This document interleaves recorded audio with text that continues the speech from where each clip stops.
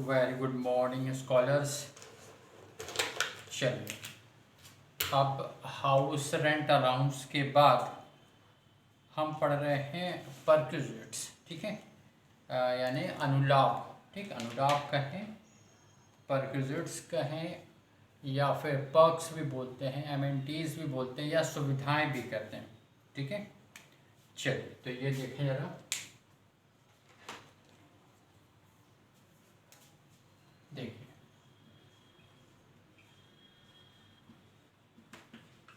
या फिर इसको क्या बोलते हैं, पर्क्स। ठीक, ये पर्क्स का मतलब वो नहीं है, वो थोड़ी सी पेट पूजा। ठीक है, चलिए अब यहाँ पर, ठीक है, हिंदी में भी देख लें इसको।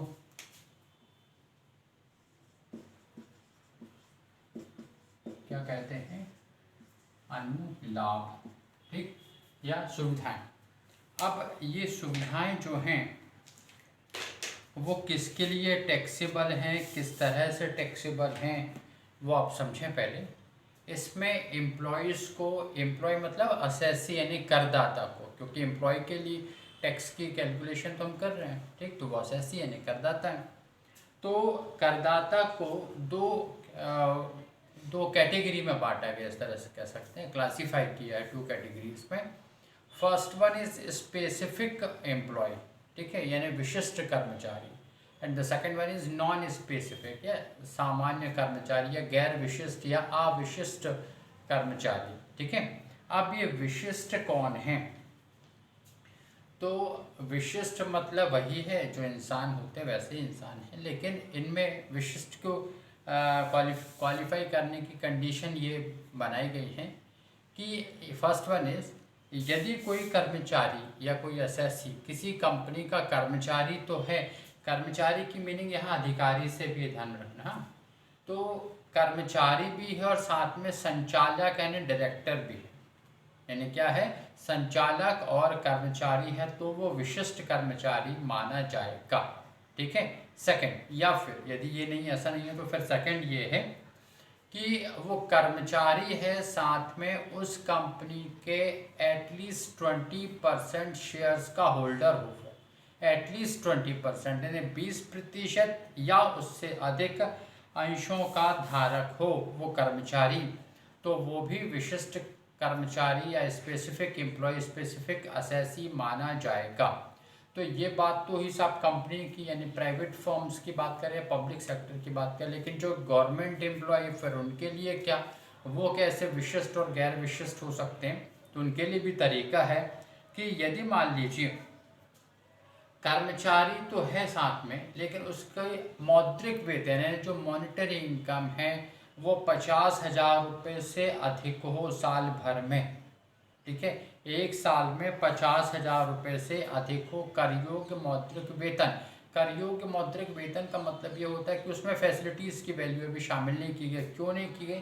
क्योंकि उन्हीं की कैलकुलेशन तो हम करने वाले हैं, तो जिनकी कैलकुलेशन करनी है तो उनको तो अभी शामिल किए ही नहीं जा सकते ना। इसलिए करयोग्य मौद्रिक वेतन या मॉनिटरी इनकम जो है, टैक्सेबल मॉनिटरी इनकम, वो कितनी, 50,000 रुपये या उससे अधिक हो एक साल की। ठीक है, 50,000 रुपये पर मंथ नहीं, ध्यान रखना। हाँ, 50,000 रुपये ईयर की है वो।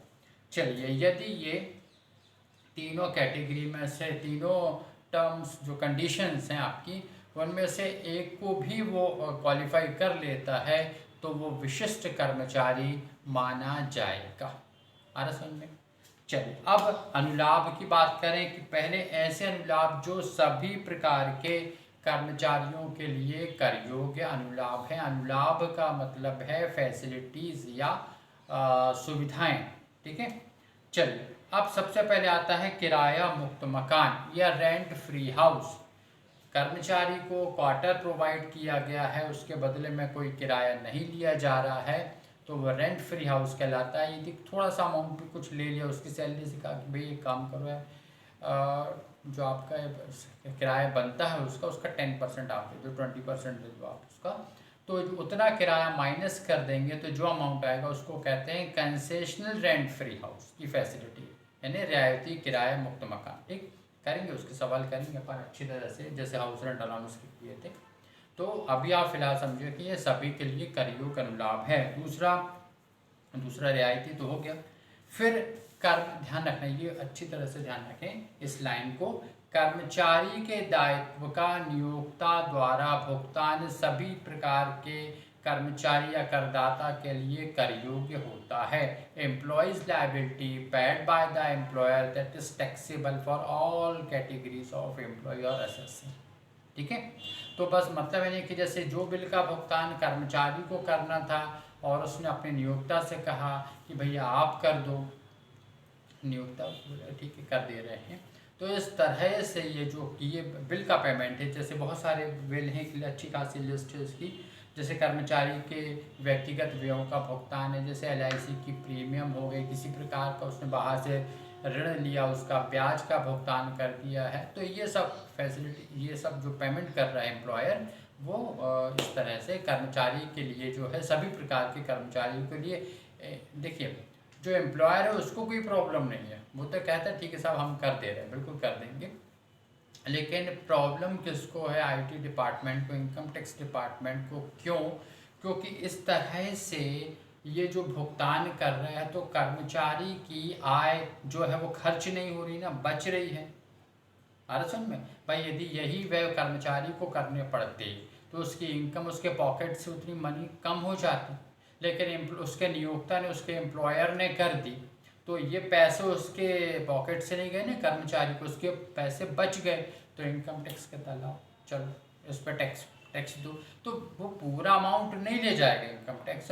वो पहले हमने बताया था ना आपको, पहले वो जोड़ते चलेंगे, फिर जो अमाउंट आएगा 2.5 लाख रुपये से ज़्यादा, जो अभी जो लिमिट चल रही है टैक्स स्लैब, तो फिर उसके बाद उस पर टैक्स लगेगा। ठीक है, ऐसा बिल्कुल नहीं होगा कि कर्मचारी के मान लीजिए 5,000 रुपये बच गए, इनकम टैक्स के डिपार्टमेंट के लोग उन्होंने कहा चलो तुम्हारे तो बच गए हैं, लेके आओ 5,000 रुपये ऑफिस में जमा करो, ऐसा बिल्कुल भी नहीं है। हाँ, उसके कैसे होगा वो अभी जब अपन न्यूमेरिकल्स करेंगे तो आपको और कहानी समझ में आने लगेगी। ठीक है, तो कर्मचारी के दायित्व का नियोक्ता द्वारा भुगतान। अच्छा, फिर नियोक्ता क्यों करता है ये सब व्ययों का भुगतान? साहब नियोक्ता क्यों करे, उसको क्या ज़रूरत पड़ेगी? ठीक है, देखिए वो अपने कर्मचारी को, अपने अधिकारियों को खुश रखना चाहता है कि भैया आप काम अच्छे से करो। ठीक है, देखिए जैसे SSC का होम टाउन कहीं दूसरे शहर में, दूसरे स्टेट में है, वो यहाँ जॉब करने आया है। अब यदि मान लीजिए उसको किराए से कोई मकान भी नहीं मिल रहा, वो तो जब जॉब वर्किंग आवर्स रहेंगे उसके, उस पूरे वक्त में या उस वक्त के किसी भाग में वो यही सोचता रहेगा ना कि यार यहाँ इस शहर में है, कोई मकान नहीं मिल रहा, कहाँ रहे, अभी तो होटल में हैं, 4 दिन से ठहरे हुए हैं। तो यहाँ एम्प्लॉयर सामने आता और बोलता भैया या तो आप पैसे रख लो, आप किराए का मकान ढूंढ लो और हमसे हाउस रेंट अलाउंस रख लो, या फिर एक काम करो हमारे जो क्वार्टर्स हैं आप उसी में आप रहेंगे। तो चिंता मुक्त किया कि नहीं? कर्मचारी के बिलों का भुगतान कर दिया तो उसको चिंता से मुक्त किया, और क्या कहा कि जो साहब आप वर्किंग आवर्स हैं आपके 9:30 से 6 या 10 से 5 या जो भी वक्त है आपका, उसमें आप अपने काम में मन लगाएं। तभी आपने देखा होगा फैक्ट्री के एम्प्लॉय को सुबह, अभी अपन पढ़ेंगे आगे, कि सुबह से जाते हैं तो नाश्ते की सुविधा दे दी जाती है, दोपहर में खाना भी दे देते हैं, या तो फ्री ऑफ कॉस्ट भी रहते हैं, बहुत कंसेशनल मतलब बहुत रियायती दर पे दिया जाता है। जो मार्केट में यदि मान लीजिए 100 रुपये का मिल रहा है तो ये इनको हो सकता है 25 से 30 रुपये में दे दिया जाएगा कि बस अच्छे से खाओ, बढ़िया चाय कॉफ़ी मिलती रहती है, आप जानते हैं ऑफिस में बनती है वो चाय कॉफ़ी। तो ताकि कर्मचारी अपने काम में मन नहीं लगाए। क्यों? क्योंकि यदि वो चाय पीने बाहर जाएगा नुक्कड़ पे, तो ये मान के चलिए कि वो आधे 1 घंटे बर्बाद होंगे उस कार्यालय के जो वर्किंग वो कर सकता है। इसलिए उससे कह दिया जाता है कि भैया आप कहीं मत जाओ, यहीं कॉफ़ी का आपका व्यवस्था कर दी जाएगी, चाय की व्यवस्था कर दी जाएगी, नाश्ता पानी सब, बस काम में मन लगाओ। आ रहा, इसलिए एम्प्लॉयर को कोई समस्या नहीं है, वो बढ़िया देगा। समस्या सिर्फ इनकम टैक्स डिपार्टमेंट को हो और कोई इतनी बड़ी भी नहीं। वो ये कहते हैं साहब आपके जो पैसे बच रहे हैं ना, तो उसको आप टैक्सेबल कर दो। टैक्सेबल करने की बिल्कुल भी मीनिंग नहीं है कि जो बचे हैं वो पूरा का पूरा इनकम टैक्स डिपार्टमेंट ले जाएगा, नहीं। आप जब कैलकुलेट करेंगे टैक्स आप देखेंगे तो बहुत छोटा सा भाग जाएगा, जो मिल रहा है उसका छोटा सा भाग, मैक्सिमम 30% से जाता है। ठीक है, चलिए आगे देखें। फिर उसके बाद में अगला है कर्मचारी के बिजली पानी के बिलों का भुगतान। ठीक है, तो यदि कब की बात है ये, जबकि कनेक्शन कर्मचारी के नाम से हो, तो वही हुआ ना, कर्मचारी के दायित्व का नियोक्ता द्वारा भुगतान। फिर उसके बाद में है कार्यालय के समय मुफ्त भोजन की सुविधा। ठीक है, मुफ्त भोजन जो है वो सुविधा। अब इसमें भी थोड़ा सा, नाश्ता तो कर मुक्त है, नाश्ता भी एक आइटम है, आके मिलेगा आपको। तो नाश्ता जो है वो तो कर मुक्त है। मतलब नाश्ता कर मुक्त का मतलब ये है कि आपको इसके लिए इनकम टैक्स डिपार्टमेंट टैक्सेबल कुछ भी नहीं करेगा। लेकिन इसका मतलब ये भी नहीं है कि यदि आप किसी होटल में जाएं और कहें कि साहब नाश्ता कर मुक्त और पैसे नहीं देंगे, तो ये मीनिंग बिल्कुल भी नहीं है उसकी। नाश्ता कर मुक्त है, लेकिन लंच जो खाना मील पर मील है वो 50 रुपये पर डे पर मील तक एग्जेम्प्टेड कर मुक्त है। यानी उस खाने की वैल्यू 50 रुपये तक है तो इनकम टैक्स डिपार्टमेंट कुछ नहीं कहेगा। 50 रुपये से ज़्यादा है, 65 है, 55 है, 80 है, 100 है, तो जितना एक्सेस अमाउंट है मल्टीप्लाई करेंगे वर्किंग डेज में पूरे ईयर के कि कितना दिन कार्य हुआ, तो उसमें जो अमाउंट आएगा वो टैक्सेबल कर देंगे।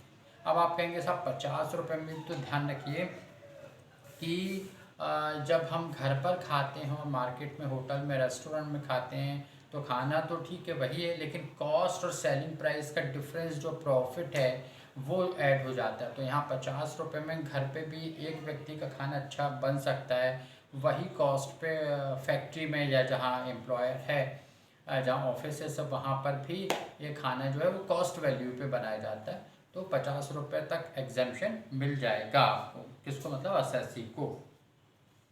फिर उसके बाद में, ठीक है, ये आ रहा है। और 20,000 रुपये से अधिक का यदि मान लीजिए ब्याज मुक्त ऋण प्रदान किया गया है, ठीक है, तो यहाँ पे रियायती दर पर यदि 20,000 रुपये तक का है तो वो आपका एग्जेम्प्टेड हो जाता है। फिर उसके अलावा एक वर्ड आएगा आपको, 4 लोग हैं, जैसे स्वीपर हैं, ठीक है। स्वीपर का मतलब होता है फर्राश, ठीक है। फर्राश की मीनिंग बिल्कुल भी नहीं है कि जो फर्राटे से इंग्लिश बोल रहा है वो फर्राश है। फर्राश का मतलब क्या है, स्वीपर है। तो स्वीपर है, गार्डनर यानी माली है, वॉचमैन है, चौकीदार है, प्यून है, चपरासी है, इनकी फैसिलिटीज़ जो है दी जाती है यदि, या इनकी सुविधाएं ली गई हैं। और कर्मचारी के ये भुगतान किसको, कर्मचारी को करना था और नियोक्ता कर रहा है, तो कर्मचारी के दायित्व का नियोक्ता द्वारा भुगतान सभी प्रकार के कर्मचारी या एसएससी के लिए टैक्सेबल होता है, ठीक है। चलिए, फिर उसके बाद में अब नेक्स्ट है आपका सिर्फ विशिष्ट कर्मचारियों के लिए कर योग्य अनुलाभ। तो कौन सा एक, फर्स्ट वन इज आपका मोटर कार की फैसिलिटीज, इसके सवाल भी हम करेंगे टेबल देख के। तो मोटर कार की फैसिलिटीज ये सिर्फ विशिष्ट कर्मचारियों के लिए कर योग्य है। फिर उसके बाद में गैस, बिजली, पानी के बिलों का भुगतान, ठीक है। फिर उसके बाद में मतलब ये कब होंगी, जब नियोक्ता ने अपने साधनों से ये सुविधा दी गई है, तो विशिष्ट के लिए कर योग्य है, सामान्य के लिए कर योग्य नहीं है, ठीक। फिर नियोक्ता द्वारा संचालित विद्यालय में निःशुल्क सुविधा, निःशुल्क शिक्षा, यानी कर्मचारी के बच्चों को यदि नियोक्ता, ऐसे विद्यालय जो एम्प्लॉयर के खुद के हैं उसमें शिक्षा दी जा रही है, तो 1,000 रुपये पर मंथ पर चाइल्ड तक जो है वो एग्जेम्प्टेड, उसके ऊपर का खर्चा जो है वो टैक्सेबल है। ध्यान रखिए, ये एजुकेशन अलाउंस में नंबर ऑफ चिल्ड्रन पे रेस्ट्रिक्शंस हैं कि वो आपके मैक्सिमम अप टू 2 चिल्ड्रन, मतलब अधिकतम 2 बच्चों तक कर मुक्त है शिक्षा भत्ता। लेकिन ये शिक्षा की जो सुविधा है वो बच्चों की संख्या पर प्रतिबंध नहीं लगाती, वो रेस्ट्रिक्टेड नहीं करती उसको। नंबर ऑफ चिल्ड्रन कितने भी हो सकते हैं, लेकिन शर्त ये है कि वो कर्मचारी के अपने बच्चे हों, रिश्तेदार या पड़ोसी के नहीं, ठीक है। तो इस तरह से शिक्षा की सुविधा विशिष्ट कर्मचारियों के लिए कर योग्य, और कर योग्य वो भी कब, जब 1,000 रुपये पर मंथ से ज़्यादा का खर्च नियोक्ता के द्वारा किया जाए, ठीक है। फिर उसके बाद में अच्छा थोड़ा सा ध्यान रखें कि यदि नियोक्ता के विद्यालय खुद के नहीं है, इतना बड़ा नियोक्ता एम्प्लॉयर नहीं है कि वो खुद के विद्यालय चला सके। आपने देखा होगा कि जो फैक्ट्री के एम्प्लॉयज़ रहते हैं आपने, है ना, तो फैक्ट्री के एम्प्लॉयज़ के लिए, स्पेशली सेंट्रल गवर्नमेंट के एम्प्लॉयज़ के लिए केवी, ये शब्द आपने ज़रूर सुना का मतलब केंद्रीय विद्यालय। तो केंद्रीय विद्यालय की स्थापना शायद 1960 के दशक में ये की गई थी। ये इसी उद्देश्य के लिए की गई थी कि फैक्ट्री के एम्प्लॉयज़ या सेंट्रल गवर्नमेंट के एम्प्लॉयज़ जो हिंदुस्तान के एक शहर से दूसरे शहर में भी उनका ट्रांसफ़र होता है, तो उनके बच्चों को शिक्षा के लिए यहाँ वहाँ ना भागना पड़े, तो वो केंद्रीय विद्यालय ने केवी में वो पढ़ते हैं। ठीक है, तो यदि नियोक्ता का अपना नहीं है विद्यालय, तो केंद्रीय विद्यालय में भी यदि पढ़ते हैं बच्चे और नियोक्ता उसका पेमेंट करता है, तो भी 1,000 रुपये तक एग्जेम्प्टेड, उससे ज़्यादा का टैक्सेबल है। फिर उसके बाद में नेक्स्ट है निजी अस्पतालों के बिलों का भुगतान किया गया है, तो वो विशिष्ट के लिए टैक्सेबल होता है। फिर ऐसे अनुलाभ जो सिर्फ करमुक्त है, सभी प्रकार के कर्मचारी के लिए करमुक्त अनुलाभ, तो कौन सा? चिकित्सा सुविधाएं हैं, ये करमुक्त होती हैं यदि एम्प्लॉयर ने खुद के हॉस्पिटल में, गवर्नमेंट हॉस्पिटल में। आपने एक शब्द ज़रूर सुना होगा CGHS, ठीक है, ये फैसिलिटीज़ जो है CGHS, ठीक है। तो ये CGHS क्या है? ये CGHS का मतलब है सेंट्रल गवर्नमेंट हॉस्पिटल स्कीम, ठीक है। मतलब जो सेंट्रल गवर्नमेंट के एम्प्लॉय होते हैं उनको ये फैसिलिटीज़ दी जाती है, वो इसलिए दी जाती है कि सेंट्रल गवर्नमेंट स्पेशली जैसे फैक्ट्री के एम्प्लॉय को, तो ये इसलिए दी जाती है कि भैया सेंट्रल गवर्नमेंट के एम्प्लॉय के यदि फैमिली मेम्बर्स, वो खुद या उसके फैमिली मेम्बर्स थोड़ी लंबी बीमारी से ग्रस्त हो गए या खर्चा ज़्यादा आ रहा है, तो वो जो है कंपनसेट, क्षतिपूर्ति कौन देता है? वो फैक्ट्री के मालिक यानी फैक्ट्री वाले, जो सेंट्रल गवर्नमेंट है वो उसकी क्षति की पूर्ति यानी पेमेंट जो है, या रीपेमेंट भी कह सकते हैं, रीपेमेंट जो है वो कौन करता है? एम्प्लॉयर करता है। तो ये CGHS की फैसिलिटीज़ दी जाती हैं, ठीक है। तभी आपने देखा होगा किसी प्राइवेट हॉस्पिटल में भी CGHS के बेड अलग से रिजर्व रहते हैं, ठीक है। तो वहाँ पे पूछ लिया जाता है ना कि क्या आपके पास में CGHS का कार्ड है, यदि कार्ड है तो वो कार्ड लेके फिर उसकी फॉर्मेलिटीज़ करते हैं, और फिर आपने देखा होगा एक लंबा चौड़ा बिल भी बना देते हैं, ठीक है, क्योंकि उन्हें मालूम है कि CGHS का कार्ड है तो पेमेंट तो हो जाएगी, ठीक। चलिए, फिर उसके बाद में नाश्ता आपको बताया था करमुक्त है, भोजन 50 रुपये तक करमुक्त है। फिर उसके बाद ये 50 रुपये तक करमुक्त का मतलब ये भी नहीं है कि किसी होटल में खाना खाने गए और मान लीजिए आपकी 150 रुपये की थाली है, तो 50 रुपये आप काट के उसको सिर्फ 100 रुपये देंगे, ऐसा और कहेंगे साहब इनकम टैक्स की बुक में तो लिखा 50 रुपये तक करमुक्त है, ये मीनिंग इसकी बिल्कुल भी नहीं है। हाँ, चलिए, फिर उसके बाद में टेलीफोन की सुविधा, मोबाइल की सुविधा करमुक्त है, मनोरंजन की सुविधा जो है वो करमुक्त है। रिफ्रेशर कोर्स, रिफ्रेशमेंट का मतलब होता है नाश्ता, लेकिन रिफ्रेशर कोर्स का मतलब ये, आपने देखा होगा कि फैक्ट्री के एम्प्लॉयज़ को या जो स्पेशली टेक्निकल वर्क करते हैं उनको आपने ये ज़रूर सुना होगा कि ये एक स्टेट से दूसरे स्टेट में, स्पेशली साउथ के स्टेट में ज़्यादा जाते हैं, वहाँ पर 15 दिन, 20 दिन, 1 महीने की, या कभी कभी तो आउट ऑफ कंट्री भी जाते हैं ट्रेनिंग के लिए, तो ये वहाँ से ट्रेनिंग लेकर आए, ठीक है।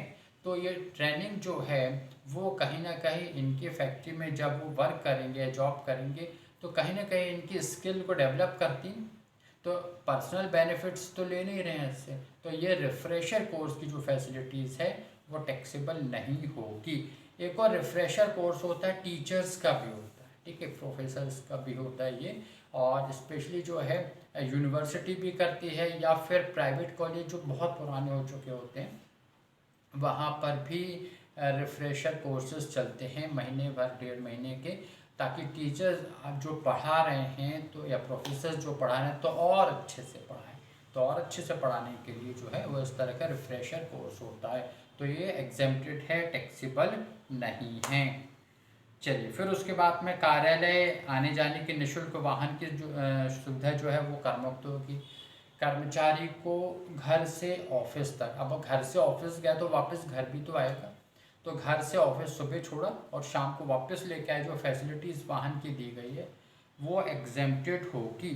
ध्यान रखिए, यहाँ पे निःशुल्क वाहन सुविधा का मतलब ये कि एक ही वाहन में बहुत से कर्मचारियों, अधिकारियों को बिठा के ले गए, वो वाली। हाँ, नहीं तो आप कहें कि कार का वैल्यूशन फिर वो अलग होगा, ठीक। चलिए, फिर उसके बाद में है ग्रुप इंश्योरेंस, यदि कर्मचारी की दुर्घटना बीमा प्रीमियम दी जा रही, ग्रुप वाला, ठीक है, ग्रुप में इकट्ठा सबको, जो फैक्ट्री की तरफ से, वो एग्जेम्प्टेड होगी।